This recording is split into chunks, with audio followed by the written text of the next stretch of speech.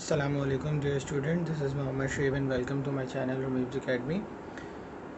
I am really sorry students कि मैं थोड़ा लेट हो चुका हूँ क्योंकि केमिस्ट्री का पेपर आपका कल है और मैं वीडियो आज पब्लिश कर रहा हूँ थोड़ी पर्सनल मसरूफियात की वजह से। एनीवेज़ आई होप कि आप लोग कुछ ना कुछ जो है वो फ़ायदा उठा सकें इससे। तो चलिए स्टार्ट करते हैं बग़ैर डिले किए हुए। तो हमारा केमिस्ट्री का पेपर जो है वो आपको पता है दो हिस्सों में डिवाइड है, एक ऑर्गेनिक और एक इनऑर्गेनिक। अगर मैं सबसे पहले सेक्शन ए की बात करता हूँ तो आपको पता है सेक्शन ए में टोटल हमारे पास 43 MCQs आ रहे हैं। ठीक है, ये दोनों ऑर्गेनिक और इनऑर्गेनिक दोनों से होंगे।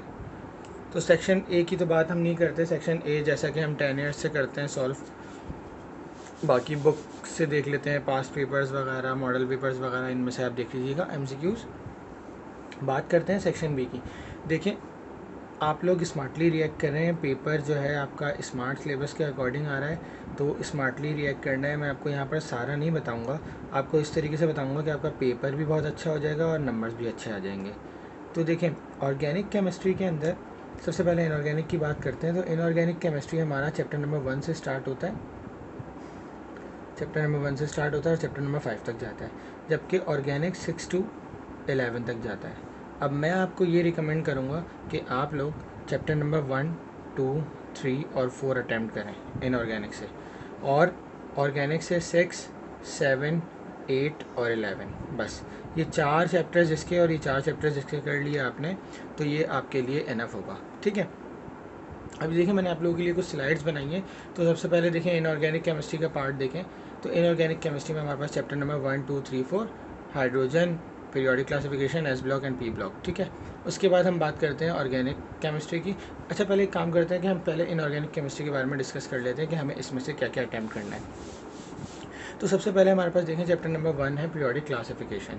पीरियोडिक क्लासिफिकेशन में हमें क्या करना है, सिर्फ 2 टॉपिक, एक classification of element based on electronic configuration. ठीक है, मतलब ये आप लोगों को इलेक्ट्रॉनिक कॉन्फ़िगरेशन दे दी जाएगी, बता दें, पूछेंगे कि भाई ये कौन सा एलिमेंट है, कौन से ब्लॉक में है, कौन से पीरियड में है, या आपको कोई एलिमेंट का एटॉमिक नंबर दे दिया जाएगा।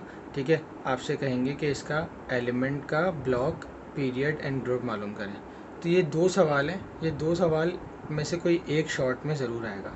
ठीक है, इनऑर्गेनिक में सेक्शन बी में जो है वो टोटल 6 पार्ट आएंगे, जिसमें से 3 अटैम्प्ट करने होंगे। इसी तरीके से ऑर्गेनिक में भी 6 पार्ट आएंगे, टोटल 3 अटैम्प्ट करने होंगे। एक जो सवाल है वो 4 नंबर का है, 4 मार्क्स ईच। ठीक है, एक सवाल 4 नंबर का है। तो इस तरीके से टोटल जो सेक्शन बी हो गया आपका वो 24 मार्क्स का हो गया। तो इस 6 सवालों में से एक सवाल तो आपका होगा इससे रिलेटेड, जो मैंने आपको बताया चैप्टर नंबर 1 से रिलेटेड। ठीक है, दूसरे हम बात करते हैं चैप्टर नंबर 2 हाइड्रोजन की। तो हाइड्रोजन का सबसे पहला जो टॉपिक है वो सिमिलैरिटीज़ एंड डिससिमिलैरिटीज़ वाला क्वेश्चन है।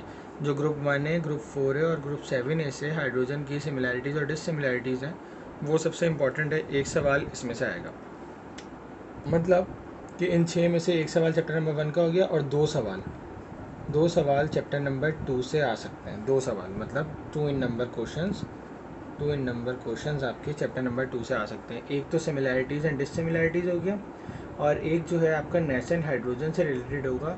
या तो define nascent hydrogen, its preparation आ जाएगा, या फिर नेसेंट हाइड्रोजन, उसकी प्रॉपर्टीज़ एंड यूजेस आ जाएगा। ठीक है, किसी भी तरीके से ये घूम फिर के सवाल आ सकता है। या अगर इसमें नहीं आया तो फिर एक 6 में से ना एक पार्ट ये होता है कि कंप्लीट द इक्वेशन। ठीक है, मतलब हमें जो है वो रिएक्शन करवाने होते हैं, तो वहाँ पर कहीं ना कहीं इसकी जो प्रिपरेशन का कोई रिएक्शन होगा ना, वो ज़रूर इसमें होगा।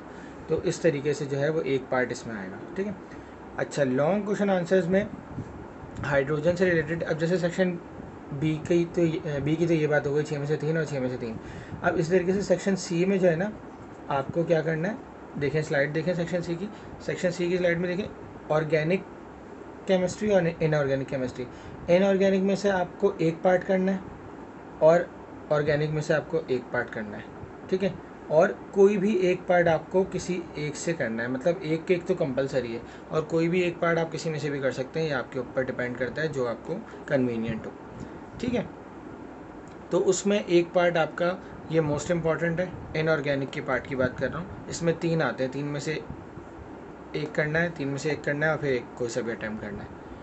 तो एक सवाल इसका बाइनरी कंपाउंड्स ऑफ हाइड्रोजन और इसकी क्लासिफिकेशन, और उसके अंदर 5 हैं टोटल क्लासिफिकेशन, लेकिन आपने 3 की एक्सप्लेनेशन याद करनी है, एक आयोनिक, एक कोवेलेंट और एक कॉम्प्लेक्स हाइड्राइड। ठीक है, आगे चलते हैं चैप्टर नंबर 3 की तरफ। तो एस ब्लॉक एलिमेंट है। एस ब्लॉक एलिमेंट्स में आपको दोनों शॉर्ट क्वेश्चन आंसर्स याद करने हैं, एक chemical properties of s block element और एक manufacturing of sodium by down process. ठीक है, एक मॉडल पेपर में भी क्वेश्चन आया हुआ है सोडियम से रिलेटेड, वो भी आ सकता है, उसको आप लोग देख लीजिएगा। वैसे मेरा ख्याल है कि डाउन प्रोसेस ज़्यादा इंपॉर्टेंट है। उसके बाद हम आगे चलते हैं चैप्टर नंबर 4 की तरफ। तो चैप्टर नंबर 4 है आपका पी ब्लॉक एलिमेंट। अब ये चैप्टर नंबर 4 जो है वो थोड़ा सा इम्पॉर्टेंट है। एक तो इसमें स्ट्रक्चर ऑफ नाइट्रिक एसिड आ सकता है। स्ट्रक्चर ऑफ नाइट्रिक एसिड जो है वो एक वेपर फेस है और एक सॉलिड फेस है। इसका स्ट्रक्चर भी आ सकता है डेफिनेशन वगैरह के बाद, ठीक है, या यूजेस के साथ आ सकता है, ठीक है, शॉर्ट में। और दूसरा एक कैसनर किलर सेल और नेल्सन सेल के ज़रिए क्लोरीन की प्रिपरेशन, ठीक है, ये दोनों शॉर्ट में आएंगे। ठीक है, और लॉन्ग क्वेश्चन के अंदर extraction of aluminium and its purification from bauxite ore. अब बॉक्साइड ओर से प्योरीफिकेशन के टोटल 5 मेथड हैं, उसमें से होप्स इलेक्ट्रोलाइटिक मेथड ज़्यादा इंपॉर्टेंट है। अदरवाइज़ आपने चारों देख के जाने हैं, क्योंकि हम वैसे ही चैप्टर 5 को स्किप कर रहे हैं, तो आपने चैप्टर 4 जो है वो पूरा कंप्लीट करना है। ठीक है, इसके अलावा इसमें एक और क्वेश्चन इंपॉर्टेंट है, preparation of nitric acid by Ostwald method. ठीक है, जो इंडस्ट्रियल प्रिपरेशन है। तो ये बात हो गई आपकी इनऑर्गेनिक की। ठीक है, अब देखें 6 में से आपके आराम से 3 पार्ट लग जाएंगे। एक क्वेश्चन नंबर चैप्टर नंबर 1 से लगेगा, एक चैप्टर 2 से लगेगा, एक चैप्टर 3 या फिर 4 से लग जाएगा। ठीक है, तो इसकी तो फिक्र करने की ज़रूरत नहीं है, ये आपका हो गया। इसी तरीके से सेक्शन सी में जो इनऑर्गेनिक के पार्ट है ना, एक करना है, जैसे ये भी कर सकते हैं। तो आई एम 100% श्योर कि एक बाइनरी कंपाउंड का भी सवाल होगा इसके अंदर, बाइनरी कंपाउंड का सवाल भी होगा। ठीक है, और एक आपका ऑस्टवर्ल्ड मेथड भी होगा। ठीक है, और एक एल्युमिनियम। इन तीन में से कोई ना कोई 2 ज़रूर आएंगे, और एक चैप्टर 5 का सवाल होगा, एक चैप्टर 5 का सवाल होगा। तो इस तरीके से आपकी इनऑर्गेनिक होती है ख़त्म। अब हम बात करते हैं ऑर्गेनिक केमिस्ट्री की। तो ऑर्गेनिक केमिस्ट्री के देखें आपके पास चैप्टर नंबर 6, 7, 8 और 11 का मैं आपको कह रहा हूँ। Introduction to organic chemistry, chemistry of hydrocarbons, alkyl halides and chemical industries. तो चैप्टर नंबर 6 की बात करते हैं। चैप्टर नंबर 6 में आपको सारे के सारे क्वेश्चन जो हैं वो शॉर्ट में मिलेंगे, इस शॉर्ट में मिलेंगे। एटलीस्ट 2 और 3 तो आपको इसमें मिलेंगे। कुछ केमिकल इक्वेशंस की फॉर्म में होंगे, ठीक है, और कुछ जो है वो सवाल के फॉर्म में होंगे, जिसमें सवाल आपके सामने लिखे हुए हैं, polymerisation and its type, classification of organic compound, isomerism and its classification, functional group and nomenclature. Functional group definition point of view से आ सकता है। मैंने यहाँ पर लिखा हुआ है एक्स्ट्रा में आपको क्या याद करना है। तो एक्स्ट्रा में ना आपको डेफिनेशन याद करनी है। फंक्शनल ग्रुप हो गया, एरोमेसिटी हो गया, ठीक है, और क्या नाम है आपका प्लास्टिक डिटर्जेंट, जो चैप्टर नंबर 11 है ना, इसमें से इंपॉर्टेंट डेफिनेशन है। चैप्टर नंबर 10 की ग्रिग्नार्ड रिएजेंट वगैरह, इन सब की डेफिनेशन अगर आप एक्स्ट्रा में याद कर लें, तो ऑर्गेनिक का जो पार्ट 1 है ना, वो आपको डिफाइन द फॉलोइंग टर्म्स 4 आती हैं टोटल, तो वो भी आप लोग कर सकते हैं।